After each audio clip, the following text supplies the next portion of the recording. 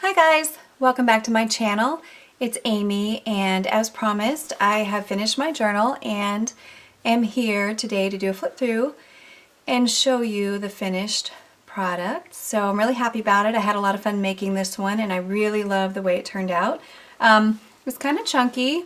I fit as much as I could in here. It's got two signatures, but I couldn't make it any bigger or it wouldn't stay shut. And there are a few things in here that you can take out to make it less bulky. So it's made with some tea-stained fabric, and it was kind of an accident. It came about like an accident. I just found this piece of fabric rolled up in a thrift store, and when I unrolled it, someone had made it or been making it into some kind of costume or outfit, and so I just kind of left parts of it, and the loop was on there, so I cut that off and made the closure. So I'll just give you the details and show you inside, and that'll be it. So it is about 108 pages, I think, and that does include two booklets, two notebooks, but it does not include a flashcard booklet that I have in the back. And it has two signatures, like I said, and they are sewn in along the spine. The front has been collaged along with part of the back. So you've got some fabric, and this fabric is on the inside cover as well. Lots of lace, a botanical image, and then on the front, so this is your closure. It comes around from the side. It's kind of hard to show it, but this is your closure, and so there is a collaged thing with a shipping tag, and there's paint on here and ink, so a lot of detail on the cover. And then there's the back with the botanical image as well. So lots of prettiness going on there. And then to close it, it just slips through the loop. So I thought about putting Velcro on it way over here, but I didn't know how hard that would be to pull on the lace. So it stays shut, so I just left it like it is. So I want to preface this by saying I made this as kind of like a miniature version of my puffy pillow airbag flotation device journal, as my family likes to still make fun of me about that journal. So this is kind of a miniature version of that. So I want to say that I did not make this perfect. It wasn't intended to be perfect. It was intended to be just free and fun. So like here, the edge is not completely perfect. It kind of angles out, and I'm perfectly okay with that. The inside fabric is lined up straight. The signatures are sewn in really well. So everything is super nice, but I do have some torn edges in here. I did not go for all neat and tidy. That wasn't my intention. So I just want to let you know that. And let me show you inside. So, like I said, there's that same fabric, and in between there is some padding, so it has a, not as puffy as my big journal, but it does have a puffy feel. So, the first thing we have here is just this little lace closure, or lace pocket. It actually is a double pocket, and here I've just put a popsicle stick with some fabric wrapped around that for you to use wherever you'd like to. So that is something that you can take out of the journal to have more, not so puffy, or to make it close a little better possibly. And I did a mixture of things in this journal. I did almost all vintage or secondhand things. There's not a lot of new stuff in here. There are some paper bags, some rustic elements, a lot of botanicals. So here I have a stitched botanical on a paper bag with some cheesecloth behind it, and on this side of the bag I've added some lace, and you do have a small pocket here. I did not put anything in that. I figured I didn't want it to fall out right now, but you could put something thin in there if you like. And so here I have a vintage botanical, which I usually use in all of my journals, and I did leave the edge torn, just rough torn, so it's not a perfect cut. Some vintage music paper. Like I usually do, there's a lot of writing room in here. Tea-stained papers, tea-stained writing paper. There's some fabric here. I hinged two of these together, so I created a fabric hinge to hide the stitching. This is a 1950s calendar. It is a little ragged, beautiful color on it. Again, part of a craft bag. This, I'm not sure if you can see in the video, but it does have a very faint rose pattern, and I did tea stain that. And then we have a pocket. So inside the pocket here is one of my collaged library cards. So that slips right in there. This has been collaged and painted on. And then when you flip that open, there's another pocket here with a collaged botanical piece. So that just slips right back in there. And that just folds right back in.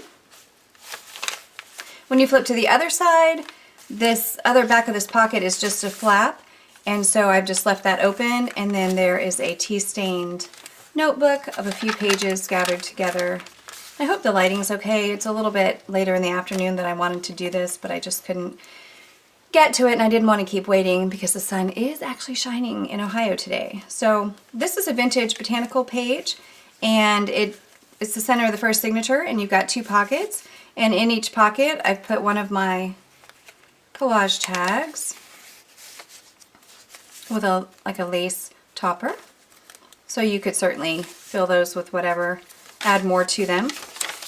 And again, some tea stain paper here. I've created a little collage on the craft bag, and then one of my stitched vintage flashcards just slips right in there. You could certainly journal on the back of that. And then here I've got a tea stained vintage botanical. This is a double pocket. So in the actual pocket, I've put a tag,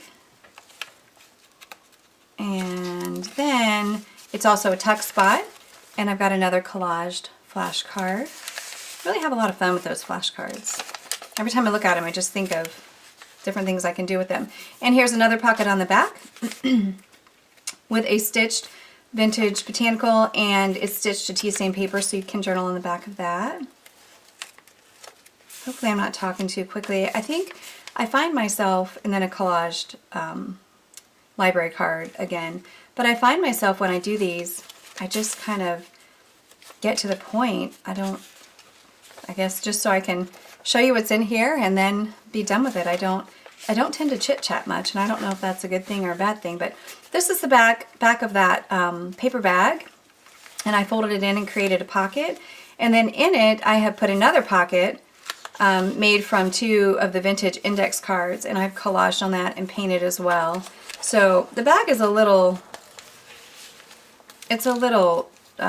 torn here and a little bit, what's the word, fragile, so just be careful when you're putting that in there. And so then here we have the end of the signature with this beautiful lace flower. Now we start the second signature, and this is some of that lace that Emily sent me, and this was a piece of packaging that I recycled, and there's some tea stain paper on the back, and then on the front I have decoupaged and painted on top of that. So that is a nice thick, kind of like a chipboard piece, I guess. And then some lace, and I think this is one of my favorite page sets right here. I'm not sure why, I don't know, I just like it. So we've got some really old dictionary page, ledger, little bumblebee, or it's actually a honeybee stuck in there, and then some Edith Holden, and a little fold out with a piece of fabric, and some writing space, some more tea stained botanicals. Here I've taken a tea stained vintage botanical page and made a tuck spot and a pocket. So this is actually lampshade fabric, and the lampshade was broken, and I really like the fabric, so I just ripped it off and been using it. And then inside the first pocket, you could put a tag in here, but I chose to stuff this little flower in there that you could use anywhere in the journal. I thought that was fun. And then vintage botanical. And here, vintage music page paper. This is an envelope that I collaged with fabric and paper and washi, and then I painted over it, kind of to dull the pink on it. And the vintage botanical. I also like this right here. I think it's beautiful for writing. This is a vintage doily, and I wrapped it around so that it's on both pages, just for a bit of interest. More botanical. Never enough botanical is what I always say. And here's another Edith Holden flip out. And there's the back of the honeybee. And the dictionary page. More writing room. And then I also like this. I guess I have 3 favorites, I guess I would say. So here, a digital image And then I've created a little notebook back here with some paper and a little cutout of a doily or a tablecloth. I'm not sure what it was. And that is attached there. And then on the back, there's more of that beautiful lace. And then inside here, I have created a flashcard booklet. So just a little extra space for you. There's some eco-dyed paper in here and some vintage pages and extra writing room. And there's the back of the, I guess it's probably a moth. And that just slips right into the pocket. So some of these things you could take out if you chose to, if you wanted more space and for it not to be so full. And then to close it, you're just going to bring this back and loop it through, and that's it. That's how it stays shut. It stays shut without any help. So this will be listed in my Etsy shop today or tomorrow, and thanks for watching. I hope you enjoyed it. I hope you found some inspiration in it, and I'll see you next time.